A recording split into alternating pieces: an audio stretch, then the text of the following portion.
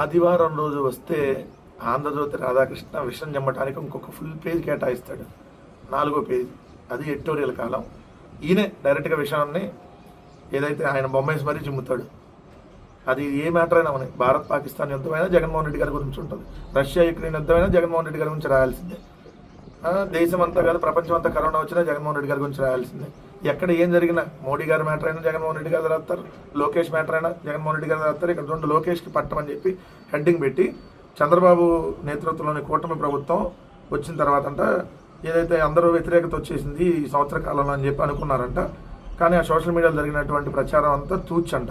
ఆయన చూడండి, సాధారణ ఎన్నికలకు ఏడాది ముందు ఒంగోలులో నిర్వహించిన మహానాడు పార్టీ శ్రేణులు ఆత్మస్థైర్యాన్ని నింపక అధికారంలోకి వచ్చిన ఏడాది తర్వాత ఇప్పుడు నిర్వహించిన మహానాడు ద్వారా కూటమి ప్రభుత్వంపై ప్రజల్లో వ్యతిరేకత ఏర్పడిందన్న ప్రచారంలో నిజం లేదని, ప్రభుత్వంపై ప్రజల భరోసా సన్నగిల్లలేదని రుజువైందని, ప్రభుత్వంపై ప్రజల్లో భరోసా ప్రజల పట్ల సానుకూలత విషయం పక్కన పెడితే మాజీ ముఖ్యమంత్రి జగన్మోహన్ రెడ్డిపై ప్రజల్లో కోపం ఇంకా తగ్గలేదని మహానాడు ముగింపు సభ చెబుతుంది. ఎట్లా చెప్పింది మహానాడు ముగింపు సభ? మహానాడు ముగింపు సభలో 1 కోటి మంది ఏమైనా వచ్చి మీకు మద్దతు తెలిపారా? ఎందుకంటే మీకు కార్యకర్తలు 1 కోటి మంది ఉన్నారు, వాళ్ళే రాలా. వాళ్ళల్లో వచ్చింది ఎంతమంది? 3 రోజులకు సంబంధించి 1 లక్ష మంది వచ్చి ఉంటారేమో 3 రోజులకు కలిపి. అంటే 1%. మీ కార్యకర్తలు 1% వచ్చి అక్కడ ఏదైతే మీకు మద్దతు తెలిపితే ప్రజల్లో మీకు వ్యతిరేకత లేనట్లు లెక్క అంట. జగన్మోహన్ రెడ్డి గారి మీద మాత్రం ఇంకా ప్రజల్లో కోపం ఇంకా పోలేదని చెప్పి క్లియర్గా అర్థమవుతుందంట. అంటే మీ ఇష్టం, నోటికి ఏది వస్తే అది రాయటం, విషయం చెమ్మటమే కదా. నేలక మీద మొత్తం విషయాన్ని పెట్టుకొని రాస్తాం అనుకుంటా. నేను అనేక సందర్భాలు చెప్పి మామూలుగా అయితే కడుపుకి అన్నం తిని రాయరండి ఇట్లాంటివి. అంటే ఈ ముగింపు సభలో తేలిపోయిందంట. ఇది మొత్తం ఆంధ్రప్రదేశ్ రాష్ట్రంలో ఉన్న 175 నియోజకవర్గాల నుంచి కోట్లాది మంది ప్రజలు వచ్చి మీ నాయకత్వాన్ని బలపరిచారా? మీ పార్టీ ఓ మీటింగ్ పెట్టుకుంటే 3 రోజులకు 1 లక్ష మంది వస్తే దీంతో అంటే ప్రజల్లో వ్యతిరేకత లేదని తెలిసిపోయిందంట. అసలు జనానికి అసలు మీటింగ్కి సంబంధం ఏముంది అంటే వినేవాడు వెర్రోళ్ళు అయితే చెప్పేవాడు చంద్రబాబు నాయుడు అని ఒకప్పుడు ఉండేది. ఇప్పుడు వినేవాళ్ళు వెర్రోళ్ళు కాదు, వెర్రోళ్ళు తిక్కలాళ్ళు, మనం ఏం చెప్పినా వినేస్తారు అని ఆంధ్రజ్యోతి రాధాకృష్ణ భావించి రాస్తున్నట్టున్నాడు. రాజకీయ పరిశీలకుల్లో అంట మన ప్రభుత్వం మీద వ్యతిరేకత ఉందని అనుకున్నారంట. కానీ నిన్న మహానాడు చూసిన తర్వాత అవన్నీ పటాపంచలు అయిపోయినాయి అంట. చంద్రబాబు నేతృత్వంలోని కూటమి ప్రభుత్వం ప్రజల్లో కార్యకర్తల్లో నైరాశ్య నెలకొందంటగా ఇటీవల కాలంలో ప్రచారం అంతా తూచి. సో కడప లాంటి చోట మహానాడు నిర్వహించిన వసతులు ఉన్నాయా లేనా అని చూడకుండా అంటే తరలి వచ్చినటువంటి కార్యకర్తలే ఇందుకు నిదర్శనం అంట. కార్యకర్తలు తరలొచ్చారంటే దానికి ప్రభుత్వం మీద వ్యతిరేకత లేదని చెప్పడానికి ఏమన్నా సంబంధం ఉందా? నువ్వే దొరికిపోతా రాస్తావు. ఇక్కడ చూడండి, ప్రజలు స్వచ్ఛందంగా తరలి రావడం హైలైట్. ప్రజలు స్వచ్ఛందంగా తరలి వచ్చారంట, వెహికల్స్ పెట్టకుండా, ఏదైతే వాళ్ళకి సంబంధించినటువంటి డబ్బులు కూడా ఇవ్వకుండా వాళ్ళు డైరెక్ట్గా వచ్చేసారా? మొన్న కదా డబ్బులు ఇస్తే వచ్చామని చెప్పినటువంటి వీడియోలు కూడా వచ్చినాయి కదా. నిజానికి కడప జిల్లా నుంచి గెలిచిన ఎమ్మెల్యేలపై పార్టీ కార్యకర్తలు సంతృప్తిగా లేరు, తీవ్ర అసంతృప్తి ఉన్నారు. కడప జిల్లానే కాదు, ఎంటైర్ మీ 164 మంది శాసనసభ్యుల్లో మీద వ్యతిరేకత ఉందనేది క్లియర్గా అనేక సందర్భాల్లో మీ వాళ్ళు కూడా బయటకు వచ్చి ఓపెన్గా ఒప్పుకుంటున్నటువంటి మాట. జేసీ ప్రభాకర్ రెడ్డి గారి దగ్గర నుంచి ఆయన జ్యోతుల నెహ్రూ గారి దగ్గర నుంచి బండారు సత్యనారాయణ మూర్తి, వీళ్ళందరూ రోజు బయటకు వచ్చి సంవత్సరంలో ఏం చేయలేకపోయాము అని చెప్పి ఒప్పుకున్నారు. కడప జిల్లా ఎమ్మెల్యేల మీద కాదు, ఈ రాష్ట్రంలో ఉన్న మీ కూటమి ఎమ్మెల్యేలందరి మీద అసంతృప్తిగానే ఉన్నారు అనేది క్లియర్గా ఉంది. కానీ చంద్రబాబు మీద ప్రేమ తగ్గకపోయినా స్థానిక ఎమ్మెల్యేలపై ఆగ్రహంతో ఉన్నారు. అయితే మహానాడు విజయవంతం కావడానికి ఇవేం అడ్డు రాలేదు, ఇదే మహానాడు ప్రత్యేకత. ఇక్కడ అధికార పార్టీలో ఉన్నటువంటి ఎమ్మెల్యేల మీద వ్యతిరేకత ఉందని సాక్షాత్తు నువ్వే ఒప్పుకుంటున్నావు. సో ఇది ఒక పార్ట్. దాంట్లో ఇంకోటి చూస్తే రాటుదేలిన లోకేష్ అని చెప్పి హెడ్డింగ్ పెట్టి, లోకేష్ చాలా రాటుదేలాడు, ఆయన ఆత్మవిశ్వాసం మహానాడులో ప్రసంగించిన లోకేష్ నిశ్చితంగా గమనిస్తే ఆయనలో మూర్తిపించిన ఆత్మవిశ్వాసం కనిపించింది. గతంలో కొంత తొట్టుపాటు కనిపించేది, తెలుగు భాషపై అంతగా పట్టు ఉండేది కాదు. ఇప్పుడు మొన్న ప్రధాని గారిని కలిస్తే అసలు నువ్వు చాలా నువ్వు చాలా మారిపోయావు, నీలో మార్పు గురించి మీలో పరిణితి కనిపిస్తుంది, ఆత్మవిశ్వాసం తొలికిసలాడుతుంది, మీ ప్రసంగాల్లో మార్పు స్పష్టంగా కనిపిస్తుంది. ఈ మార్పు నేను గమనించాను. మొదట్లో తడబడిన మీరు ఇప్పుడు ఉపన్యసించింది అసువుగా ఉపన్యసిస్తున్నారని ప్రధాని మోడీ ప్రశంసించారంట. ఇదే సమయంలో చంద్రబాబు నాయుడు నుంచి బయటపడి సొంతంగా ఎదిగే ప్రయత్నం చేయాలని లోకేష్కి ప్రధాని సూచించారు. అంటే కొమ్మ తీసేందుకు చంద్రబాబు నాయుడు వదిలేసి వెనుపడి పొడిచేసి రమ్మని మోడీ గారు చెప్పారని రాస్తారా? అట్ట చెప్పడం మోడీ గారే. చంద్రబాబు నాయుడు గారిని వదిలేసి రమ్మంటే అదే కదా దానికి. చంద్రబాబు నాయుడు గారి నీడ నుంచి బయటపడి సొంతంగా ఎదిగే ప్రయత్నం చేయాలని లోకేష్కి ప్రధాన సూచించారు. ప్రధాన పరిశీలన నిజమే, గతంతో పోలిస్తే లోకేష్ ఇప్పుడు రాటు తేలారు. ఏం రాటు తేలాడు? నిజం చెప్పాలంటే ముఖ్యమైన చంద్రబాబు ఉపన్యాసాలు ప్రజలు ఆకట్టుకునే విధంగా ఉండవు. ఆయనకు అంత వాగ్దాటి లేదు. కానీ ఇప్పుడు లోకేష్ అంటే వాగ్దాటితో ఇరగదీసేస్తున్నాడంట. తెగతిడుతున్నాడు కదా బూతులు కూడా. తానేమిటో రుజువు చేసుకోవడానికి అహరహం కృషి చేశారు. బాడీ షేమింగ్ గురైనప్పుడు బాధపడకుండా ఆహార నియంత్రణ పాటించాడు. రాజకీయాల్లో నెంబర్ 2గా ఉన్నవాడిని టార్గెట్ చేయడం సహజం. ఎన్టీఆర్గా ఉన్నప్పుడు అంటే చంద్రబాబు నాయుడు టార్గెట్ చేశారంట. ఇప్పుడు చంద్రబాబు నాయుడు గారు ఉన్నప్పుడు లోకేష్ని టార్గెట్ చేస్తున్నారంట. సో ప్రధాని మోడీ గారు అసలు ఇంత తెలుగులో ఇంత మాట్లాడా? అసలు ఆ వర్డ్స్ చూస్తే మీరే రాశారు ఇక్కడ అనేది అర్థమైపోతుంది కదా. ఎమ్మెల్యేలను కట్టడి చేయవలసిన అవసరాన్ని కడప మహానాడు గుర్తు చేస్తుంది.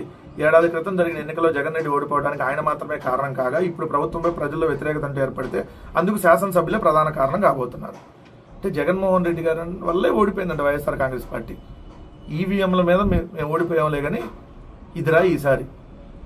సో మా మీద చేసినటువంటి ఒక దుష్ప్రచారం లేనిది కూడా ఉన్నట్టుగా, ల్యాండ్ టైటిలింగ్ యాక్ట్ లేకపోయినా ఉంది అన్నట్టుగా, ఏదైతే 30,000 మంది మహిళలు మిస్ అయ్యారని, 14 లక్షల కోట్లు అప్పు అయిందని ఇలాంటి దుష్ప్రచారం చేసి మీరు మీ పత్రికలో ఏదైతే అడ్డగోలు హామీలు ఇచ్చి మేము ₹1,00,000 కుటుంబానికి సంక్షేమ పథకాల ద్వారా లబ్ధి చేస్తే మీరు 3 లక్షలు ఇస్తాం, 4 లక్షలు ఇస్తామని చెప్పి ఎవరు కనపడితే వాళ్ళకి ఏది కనపడితే అది చేస్తామని చెప్పి అడ్డగోలుగా చెప్పి అధికారంలోకి వచ్చారు మీరు. ఇప్పుడు శాసనసభ్యులు ఎమ్మెల్యేలను కట్టడి చేయాల్సిన అవసరాన్ని గుర్తు చేస్తుందంట మహానాడు. ప్రభుత్వంపై మాత్రం వ్యతిరేకత ఏర్పడితే చంద్రబాబు కానీ నారా లోకేష్ కానీ అసలు 0% అంట వాళ్ళ బాధ్యులు. మొత్తం 100% బాధ్యత అంతా కింద ఉన్నటువంటి తెలుగుదేశం ఎమ్మెల్యేలే అంట. దయచేసి తెలుగుదేశం ఎమ్మెల్యేలు మిమ్మల్ని ఎలా తీసి పడేస్తున్నారో ఒకసారి గమనించండి. ఆంధ్రజ్యోతి రాధాకృష్ణ అన్న మీ వల్లే వ్యతిరేకత ఏర్పడిద్దంట, ఎమ్మెల్యేల వల్లే. చంద్రబాబు నాయుడు లోకేష్ వల్ల అసలు ఏమి వ్యతిరేకత అనేది ఏర్పడదంట అని ఈ విధంగా మళ్ళీ దీన్ని ఇక్కడ జగన్మోహన్ రెడ్డి గారు లింక్ పెట్టి రాయటం. జగన్మోహన్ రెడ్డి గారి ప్రభుత్వంలో ఉన్నప్పుడు ఎమ్మెల్యేల మీద ఇష్టానురాత్రిగా మీరే కథనాలు రాసేవాళ్ళు. ఆ ఎమ్మెల్యే మీద వ్యతిరేకత, ఈ ఎమ్మెల్యే మీద వ్యతిరేకత అని చెప్పి. ఇప్పుడేమో అసలు అక్కడున్న ఓన్లీ జగన్ గారి మీదే వ్యతిరేకంగా ఓడిపోయారంట. ఇక్కడికి వచ్చేటప్పటికి ఇంకా పార్టీ బాధ్యతలు లోకేష్ చేపడితే ఎన్నికల నాటికి మరింత రాటు తేలుతారు. తదుపరి ఎన్నికలు ఇంకా 4 ఏళ్ళ వ్యవధి ఉంది కాబట్టి తెలుగుదేశం పార్టీ సీనియర్ నాయకుడు ఈ విషయమే ప్రస్తావిస్తూ లోకేష్కి పార్టీ బాధ్యతల్ని అప్పగించడానికి ఎంతకు మించిన తరుణం ఏముంటుంది అన్నారంట. శాసనమండలి సమావేశాల్లో ప్రభుత్వం తరఫున ప్రతిపక్షాన్ని ఎదుర్కొనే బాధ్యతను సమర్థవంతంగా నిర్వహించాడంట.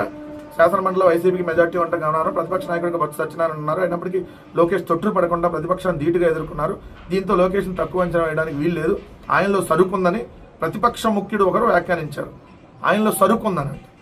లోకేష్ అంటే సమర్థవంతంగా శాసనమండలిలో ఎదుర్కొన్నాడు. మా మహిళా ఎమ్మెల్సీ వరద కళ్యాణ్ గారు అడిగిన ప్రశ్నలకు అనేక సార్లు అడ్డంగా దొరికిపోయి, అలానే మిగిలిన మా శాసనమండలి సభ్యులు అడిగిన ప్రశ్నలకు అనేక సార్లు దొరికిపోయి ఆయనలో సరుకు ఉందని ప్రతిపక్ష ముఖ్యుడు ఒకరు వ్యాఖ్యానించారంట. ప్రతిపక్ష ముఖ్యుడు ఎవరో మన ఆయన. ఏం సరుకు ఉందని నారా లోకేష్ సరుకు ఏమి సరుకు అది? ఏమి సరుకు అండి? ఏం సరుకు ఉందని సరుకుందంట. కక్ష పెట్టుకునేటటువంటి ఆలోచన, కక్షపూరితంగా వెళ్ళేటటువంటి సరుకు ఉంది ఆయన దగ్గర. వేరే సరుకు ఏం లేదు. పార్టీ బాధ్యతలు చేయడం లోకేష్ సొంతంగా ఉన్నదని ఆయనకు ముందస్తుగా అభినందనలు చెబుదాం చెప్పేసి దాని తర్వాత దీంట్లోనే మళ్ళీ చూస్తే అసలు తగ్గేదే లేదని పెట్టి పార్టీలో కొత్త తరం వచ్చింది. లోకేష్ మాత్రం చంద్రబాబు లాగా కాదంట. చంద్రబాబు సాచివేత ధోరణి అవలంబిస్తున్న నిర్ణయాలు తీసుకోవడంలో లోకేష్ ఈ తరానికి అనుగుణంగా వేగంగా నిర్ణయాలు తీసుకుంటారు. అదే సమయంలో సీనియర్లు అనుభవజ్ఞులు ఇచ్చే సలహాలను స్వీకరిస్తున్నాడు. జగన్మోహన్ రెడ్డితో డి అంటే డి అనడానికి సిద్ధంగా ఉన్నాడు. 2029లో ఏ కారణం వల్ల అయినా జగన్ రెడ్డి అధికారంలోకి వస్తే పరిణామాలు ఎలా ఉంటాయో లోకేష్కి తెలుసు. అయినా తగ్గేదేలే అన్నట్టుగా ఆయన అడుగులు వేస్తున్నారు. లోకేష్ చేతుల్లో తెలుగుదేశం పార్టీ భవిష్యత్తు భద్రంగా ఉంటుందన్న నమ్మకాన్ని కార్యకర్తలు కల్పించాల్సిన బాధ్యత చంద్రబాబుపై ఉంది. చంద్రబాబు మార్గదర్శకంతో తెలుగుదేశం పార్టీ లోకేష్ నడిపించడానికి నిజానికి ఇదే సరైన సమయం. ఇప్పుడు పార్టీ బలంగా ఉంది. మాజీ ముఖ్యమంత్రిపై ప్రజల్లో కోపం ఇంకా పోలేదు. ఎక్కడో చోట జగన్ గారి పేరు వేసేసి మళ్ళీ ఇరికించాలి, ఏదో ఒకటి రాయాలి. నాయకత్వ మార్పిడికి ఇంతకంటే మంచి తరుణం ఏముంటుంది? తెలంగాణలో కేసీఆర్ కూడా పార్టీ నాయకత్వాన్ని కుమారుడు కేటీఆర్కి బదలాయించాలని అనుకున్నారు. కానీ కార్యనిర్వాహక అధ్యక్షుడిగా పెట్టారు, అది సక్సెస్ కాలేదంట. లోకేష్కి సోదరుడు ఎవరు లేరు, నాయకత్వంకి పోటీ లేదు. అదే రాజశేఖర రెడ్డి కేసీఆర్ కుటుంబంలో అన్నా చెల్లి అధికారం కోసం పోటీ పడుతున్నారు. 75 ఏళ్ల వయసు వచ్చినప్పటికీ మానసికంగా శారీరకంగా చంద్రబాబు నాయుడు చాలా దృఢంగా ఉన్నాడు. లోకేష్ చేపడితే ఎన్నికల నాటికి రాటు తేలిపోతాడు. లోటుపాట్లు ఏమంటే సరిదిద్దుకోవడానికి చంద్రబాబు ఉన్నాడు కదా. 2029లో మళ్ళీ పార్టీ విజయం సాధించాలంటే పార్టీ పరంగా దిద్దుబాటు చర్యలపై లోకేష్ వెంటనే దృష్టి పెట్టాలి. చంద్రబాబులో మొహమాటం ఎక్కువ, లోకేష్ అలా కాదండి, కరాఖండిగా వ్యవహరిస్తారని అంటున్నారు. తండ్రి నుంచి తనని రుజువు చేసుకోవాలన్న పట్టుదల కూడా ఆయనలో కనిపిస్తుంది అని చెప్పి రాసి మొత్తానికి నాయకత్వ మార్పిడి నిర్ణయం జరిగిపోయింది, ముహూర్తం ఖరారు కావడం మిగిలింది. సో లోకేష్కి ముందస్తుగా శుభాకాంక్షలు అని చెప్పి రాశారు. రాసి మళ్ళీ దీంట్లో జగన్మోహన్ రెడ్డి గారిని అదే చెప్పాను కదా, జగన్మోహన్ రెడ్డి గారి మీద వ్యతిరేకత పోలేదంట. ఈయనేమో సై అంటే సై అంటున్నాడంట. అనమండి, సై అంటే సై అని సింగిల్గా రావచ్చుగా, తండ్రిలాగా మళ్ళీ ఎందుకు భయం? తండ్రి ఇటు సింగిల్గా రాలేదు, మరి కొడుకు తగ్గేదిలే అంటున్నాడు కదా, సింగిల్గా వస్తాడా? మరి సింగిల్గా వస్తే సత్తా ఏంటో చూపించవచ్చు కదా. కనీసం ఒక కౌన్సిలర్ చేత రాజీనామా చేయించి డైరెక్ట్గా గెలవలేరు, మళ్ళీ మీరు సయ్యి తగ్గేదేలే. సినిమా డైలాగులు కాదు రాధాకృష్ణ గారు కావాల్సింది. సరుకు అన్నారు కదా, ఆ సరుకు ఎప్పుడు తెలిసిద్ది? ఆ సరుకు మంచి సరుక, పిచ్చి సరుక, పనికొచ్చే సరుక, పనికిరాని సరుక, నాణ్యమైన సరుక, ఏదైతే డొల్ల సరుక అనేది ఎప్పుడు బయటకు వచ్చింది? సింగిల్గా సత్తా చూపితే అది సరుకు అంటే. తగ్గేదే లేని సినిమా డైలాగ్ వదిలితే కాదు. తండ్రి ఇటు సింగిల్గా వచ్చి ముఖ్యమంత్రి కాల, సింగిల్గా వస్తే ఎమ్మెల్యే కూడా కాల నారా లోకేష్.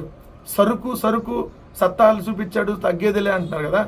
సింగిల్గా వస్తే మంగళగిరిలో ఎమ్మెల్యే కూడా కాల. ఇప్పుడు రమ్మనండి, సరుకు ఏందో తేలిపోయిద్ది, సత్తా ఏందో తేలిపోయిద్ది. ఈసారి సింగిల్గా వచ్చి పోటీ చేస్తాడేమో, వస్తే సరుకు ఏందో సత్తా ఏందో తెలిసిపోయింది. ఈసారి అలాంటి వార్తలు రాయి. జగన్మోహన్ రెడ్డి గారి మీద వ్యతిరేకత తగ్గలేదో, లేదంటే అనుకూలత పెరుగుతుందో ఈ ఏడాది కాలంలో మేము చూసాం కదా. జగన్మోహన్ రెడ్డి గారి మీద ప్రజల్లో ఎప్పుడూ వ్యతిరేకత లేదు.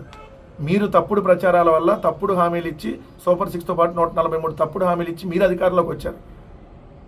సో ఒకటి ఈవీఎంలు, ఈ రెండింటి వల్ల మీరు అధికారంలోకి వచ్చి ఉండాలి. అంతకుమించి మా మీద ఎప్పుడు వ్యతిరేకత లేదు. ప్రజల్లో ఎప్పుడు జగన్మోహన్ రెడ్డి గారు ప్రజానాయకుడే.